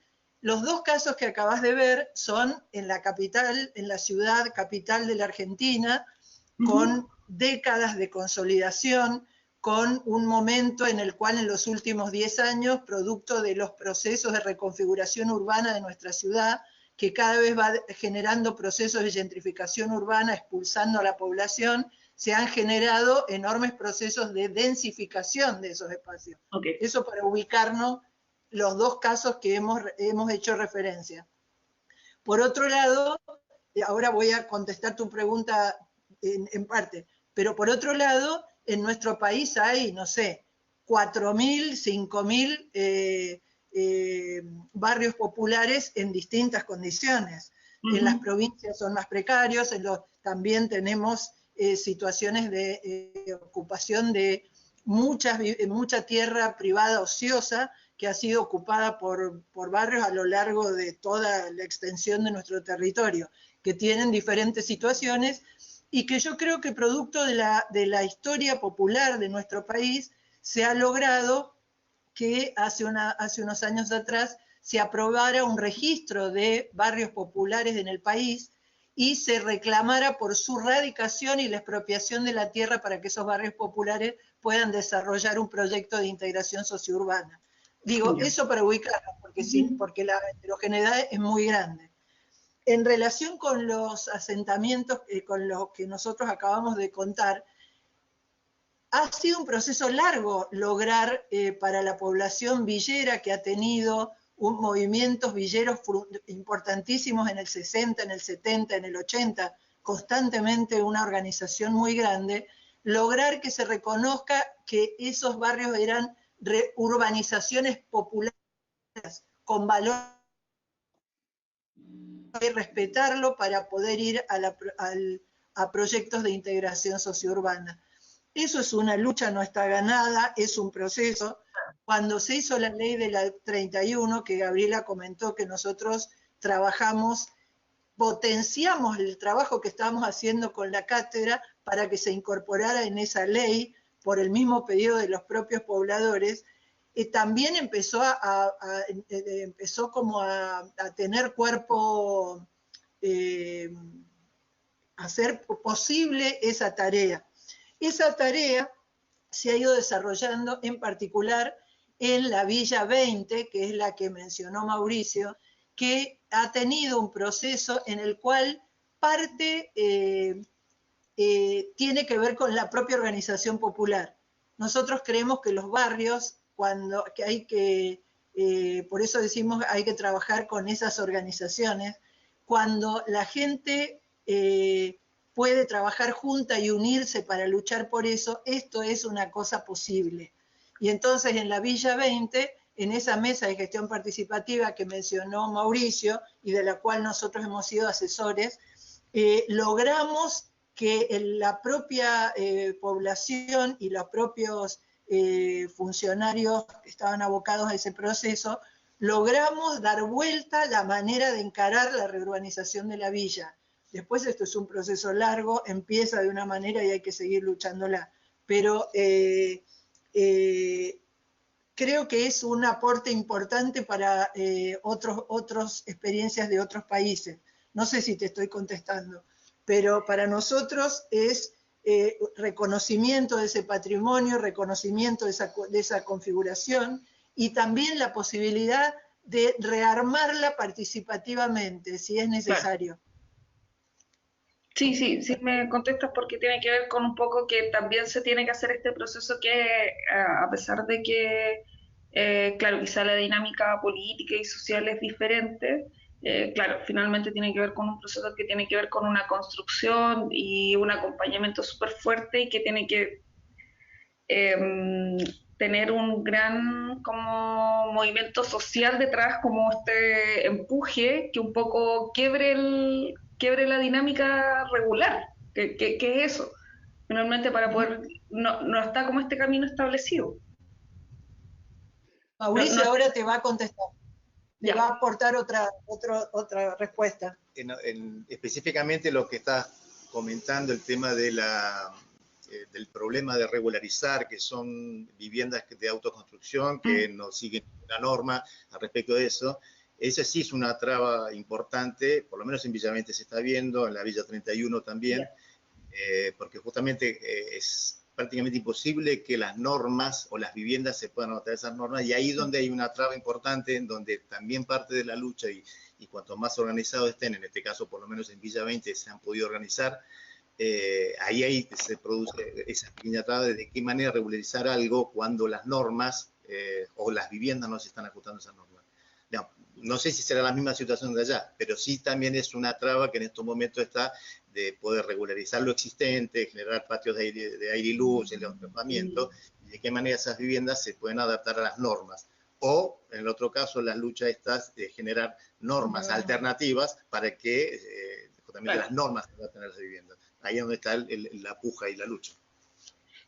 Claro, eso me imaginaba que tiene que ver como con tratar de tener idea de equilibrio entre hasta dónde pueden llegar sin afectar tanto su patrimonio a juntarse con la norma y empezar a ver en realidad la realidad del caso y de la manera en la que se conformaron y todo, porque al final todos nos enfrentamos a esta planilla Excel en donde todos deberíamos como caber muy bien y en estos casos se escapa. Pero sí, me contestan la pregunta. Perdón, pero yo quiero decir algo, un momento, Gustavo, que también las normas y los estándares hay que discutirlos, claro. Porque ustedes han aprobado por norma 17 metros cuadrados de departamento para la arquitectura formal, y nosotros acaban de aprobar en el Código de Edificación 18. Supuestamente eso sería estándar y normal, sí, con lo cual también hay que discutir esas normas. Claro, hay algo que cuestionar ahí, claro, sí, es cierto. Bueno, yo quisiera comentar algo porque en función de la exposición y de la pregunta inclusive misma, yo creo que aquí hay una cuestión que primero tendríamos que ubicar, inclusive para aclararnos una serie de cuestiones y podamos operar de alguna forma en ese sentido. La primera de ellas es que una gran parte de lo que se está hablando aquí de la experiencia que muestran ustedes, sumamente rica e interesante, es precisamente un proceso de producción social de vivienda, proceso de gestión social de vivienda y del hábitat, ¿no? De alguna manera. Eso es lo que ha estado fundamentalmente y tiene que ver evidentemente con el entendimiento de todas las dimensiones y características de las situaciones de vivienda de la gente y de su planteamiento, que lo que yo derivo diferente de necesidades de demandas. Porque, y esto es lo que ha surgido aquí de alguna manera, porque yo distingo, la que me parece que es una cosa que puede ser entre la demanda, que es lo que se puede hacer en ese momento con las condiciones de producción establecidas y quizá con una cierta alargamiento de las posibilidades de ese tipo, y la otra es la lucha por necesidades que implica transformaciones en los campos políticos, en los campos de las reglamentaciones, de las normas, que de alguna manera modifiquen las consideraciones de producción para poder hacer otras cosas. De otra manera, también necesitamos tener esa claridad, porque mucho la experiencia, en muchos casos de América Latina, la experiencia de hacer cosas de demanda, es decir, hay una demanda. Primero hay todo un trabajo de producción social de vivienda y llega un momento en que se establece una demanda para hacer un diseño. Porque yo sigo insistiendo, los diseños no trabajan sobre necesidades. Los diseños solamente trabajan sobre demandas. Es decir, demandas concretas que puedan ser producidas, que tengan recursos, que se puedan hacer en ese momento, de alguna manera. En el momento que se toman las decisiones, que es un proceso de ir configurando las decisiones, no es tan sencillo, porque como está visto aquí, está muy entrelazado de alguna manera en ese tipo de cosas, ¿no? Por lo tanto, hay dimensiones diferentes, y ustedes lo han visto, porque se habla mucho de las políticas diferentes públicas que permiten. Entonces, es una discusión que está integrada, pero no es la discusión sobre el objetivo del curso. Aunque va a decir, aunque esto sirve para eso, el objetivo del curso es cómo diseñamos participativamente y en el momento, digamos, con toda una visión sustentable, con una visión de género, cómo diseñamos, no cómo producimos, no cómo hacemos producción social de vivienda, porque eso es otra cuestión más amplia que la engloba y se articula y a veces es difícil separarlo. Pero evidentemente tenemos procesos en los que solamente diseñamos, pero no hay producción social de vivienda, y hay muchos procesos de producción social de vivienda que no se hace diseño participativo, de alguna manera, aunque sea producción social de vivienda, y entonces y hay otros casos en los que están las dos cosas, ¿sí? Producción social de vivienda. Y también a mí me parece importante aclarar que una cosa es la participación en la producción social de vivienda, es decir, en toda la configuración de las demandas, en el pasado, todo lo que se ha explicado la gente. Pero otra cosa es la participación en el diseño. La participación en el diseño, un poco ustedes lo dicen, pero también quiero aclarar que no lo muestran, porque eso es una que me hubiera gustado, que no se muestra cómo se hace el diseño participativo. Se dice que se hizo, pero no se dice cómo se hizo y dónde se tomaron las decisiones. Es decir, las decisiones que tienen que ver con lo morfológico. Yo vuelvo a insistir, el diseño tiene un producto, que es el diseño, un producto que es una prefiguración de algo que se pueda construir. Entonces, esas decisiones son las que nos importan principalmente a los arquitectos, porque nadie más las hace más que nosotros, de alguna manera. Entonces, digamos, solo, teóricamente, entonces aquí en este momento lo que estamos haciendo es cambiando las decisiones, porque las hacemos, es decir, el diseño de las condiciones morfológicas y materiales de un lugar es la decisión con los actores. La decisión de producción es otra, de alguna manera, que se vuelvo a repetir, está articulada y vinculada en muchos casos y en otros no, de alguna forma, ¿no? Entonces, yo digo, para insistencia, a mí me parece sumamente rico, pero ya lo ha pasado que siempre estamos hablando de muchas cosas y muchas veces no particularizamos en esa situación específica de lo que es el proceso de diseño, ¿no? De alguna manera, en esa situación, diseñar, cómo decido, cómo son las puertas, cómo son los volúmenes, cómo son los materiales, cómo son los costos, cómo son la adecuación sustentable de los edificios. Esa materialidad es la que estamos diseñando, ¿no? Porque si no, entonces le hablamos a todo, lo mismo hablamos proceso de planeación, proceso de participación, y entonces para todo el mundo, entonces no tenemos cierta claridad. Nuestra lucha es que las escuelas de arquitectura enseñan a diseñar para los otros en abstracto, en genérico, ¿no? Pero el problema es que el diseño participativo lo que plantea es diseñar con los otros. Por lo tanto, los lenguajes que necesitamos y las maneras de comunicación es para diseñar, es decir, producir propuestas prefigurativas para ser producidos los objetos. Yo insisto mucho en eso. Y ahora, un poco la otra cuestión de las políticas de educación, porque sí es diferente en cada país. En el caso de mi país, como el caso de no es totalmente contrario de Chile. En primer lugar, en México nunca se han podido hacer erradicaciones. Es muy difícil. Han hecho unas minorías de erradicaciones. No se pretenden siquiera hacer, ¿no? Digamos, porque son sumamente costosas mover a la población de un lado para otro, ¿no? Es decir, tenemos casos que los empezaron a mover y durante 10 años no los pudieron conseguir tierra.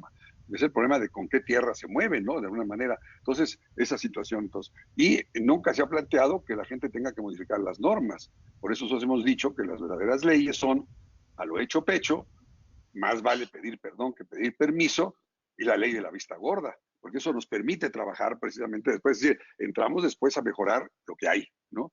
Y cómo está. Y bueno, ese tipo de cuestiones. Entonces, los programas de mejoramiento en México, nosotros hemos insistido y pusimos esas normas, logramos hacerlo como asesores, de que no hubiera moral urbano-arquitectónica, de principio, ¿no? Inclusive en la vivienda nueva, ¿no? Eso se decide conjuntamente. Por eso el problema de las normas, ¿no? Porque los señores algunos señores llamados técnicos o funcionarios de pronto deciden una norma y no dicen por qué la decidieron. A veces puede ser buena o mala, pero es un poco como el burro que tocó la flauta, la pegó de pura casualidad, Entonces, yo creo que sí nos conviene mucho aclarar la diferencia de qué es construir políticas. Claro, el acompañamiento de la gente nos damos cuenta que hay que modificar las condiciones de producción, ¿sí? Pero en la mayor parte de los casos, muchas veces en el trabajo profesional que hemos hecho de las ONGs, hacemos lo que podemos, lo que se puede hacer. La lucha por transformar las condiciones de producción, más subsidios, mejores normas, mejores programas, mejores planes, es una lucha en otro plano. Pero en el momento que hay que ya tomar decisiones para configurar el espacio, ahí es muy importante. Porque ahí nosotros hemos visto el problema de que los arquitectos que no están en esa situación reproducen de alguna manera inconscientemente toda la ideología que se produce en las escuelas sobre el movimiento moderno, sobre el funcionalismo, sobre el deber ser y toda una serie de cosas que tienen muchos problemas. Perdón por una cosa, porque era un poco para que también podamos discutir esta cuestión que no está clara. Esa es mi posición, pero posiblemente otros puedan tener en el sentido de que pues, es como una cosa totalmente pegada una con la otra. Bueno, ¿puedo hacer un comentario o Sí, tenemos claro. un minuto?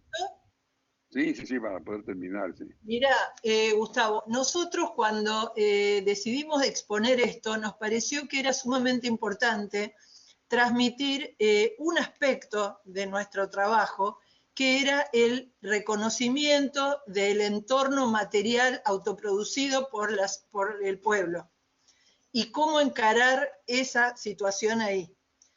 Eso es un aspecto. También hemos desarrollado otro que no lo contamos en esta ocasión, que era cómo hacer para efectivamente proyectar la erradicación de un barrio que se proyectó íntegramente con metodologías muy parecidas a las, tomando la creación de opciones que ustedes han desarrollado, pero que no nos pareció que en esta ocasión, y teniendo en cuenta todo el seminario que estaban haciendo, aportaba mucho a lo que ya estaban discutiendo. Nosotros hemos trabajado con las familias en estas reurbanizaciones, donde hemos, sobre la base de lo existente, trabajar cómo lograr reconfigurarlo. Eso es lo que nos pareció que era bueno que conocieran, que habíamos desarrollado práctica, experiencia y criterio para poder hacerlo, porque en general acá lo que se hace es plantear demoliciones, que es lo que Gabriela contó en particular. Creo que queda abierto el tema y bueno, y después también podemos decir que en nuestra web hay un libro que es el cuadernillo número 1, donde está desarrollado largamente el trabajo en este lugar que está acá, que es Almirante Brown, que es el barrio que se proyectó refiriéndonos más a tu enfoque. Sí, no, yo lo que pasa es que ha sido reiterado en varios aspectos en que en los concursos que he participado, obviamente que organizó HIC y otros, en el sentido que se habla de la participación en la arquitectura, en la participación, y no hablan de eso, hablan del proceso de producción en el que hay que organizar a la gente, hay que luchar contra una serie de cosas, hay que echar en los diagnósticos, que es parte de la situación, pero no, porque quiero decirles, sí, que gran parte de lo que se dijo aquí y en muchos otros trabajos, los hacen otros profesionales, no tienen que ser arquitectos, ¿no? Y en cambio, a la hora que hay que, digamos, pasar a establecer, porque en este caso se trata de trabajos en que sea una autoproducción asistida, es decir, participemos nosotros también en la parte de la configuración material. Por eso mi insistencia en hacerlo, porque en casi todos los casos no presentan el hecho del proceso participativo, lo dicen, lo manifiestan, lo ponen en las reuniones de la gente, pero no dicen cómo se hace, ¿no? Y yo les aseguro que la mayor parte de los estudiantes de arquitectura necesitan saber eso, también lo otro, pero necesitan saber eso, porque lo otro, digamos, entonces volvemos a la misma tradicional, a creer que el arquitecto tiene la capacidad creativa de poder solucionar cualquier tipo de demanda arquitectónica, y esa no es cierto, ¿no?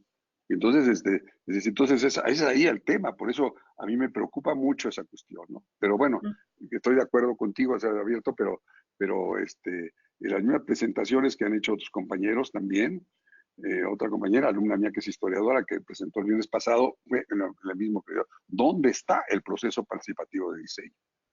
¿No? Entonces, esa es una de las cosas que creo que esa es la discusión que nosotros tenemos. Por eso cuando hicimos el libro, nos circunscribimos a las teorías, a los métodos y a las prácticas de diseño participativo.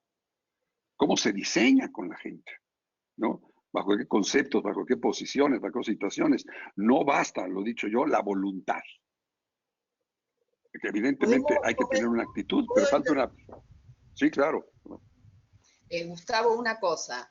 En realidad, como dice Beatriz, hicimos un recorte o decidimos hacer este recorte de lo que mostrábamos.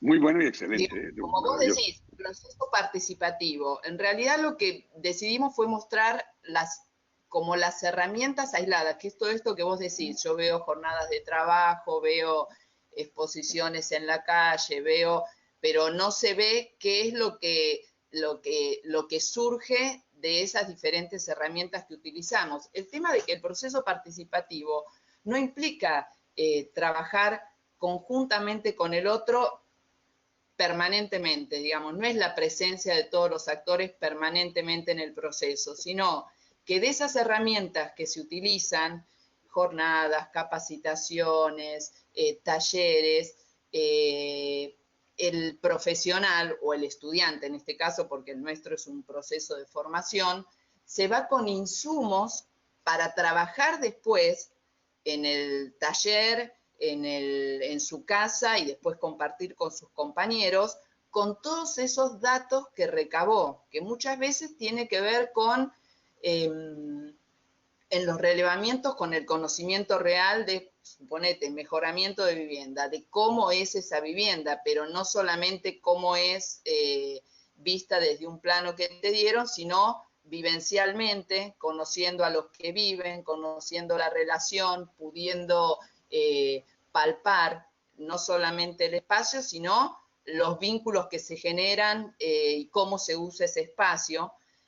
Pero eso no significa que en todo el proceso estén todos los actores. Después, cuando vamos al taller, las herramientas que utilizamos para proyectar, en muchos casos, son las que nos brinda la universidad, ¿no es cierto? Lo que pasa es lo que se produce es un cambio en la mirada del proyectista en todas estas instancias, más allá de que los datos con los que se trabaja para proyectar se van afinando y van incorporando la mirada del otro.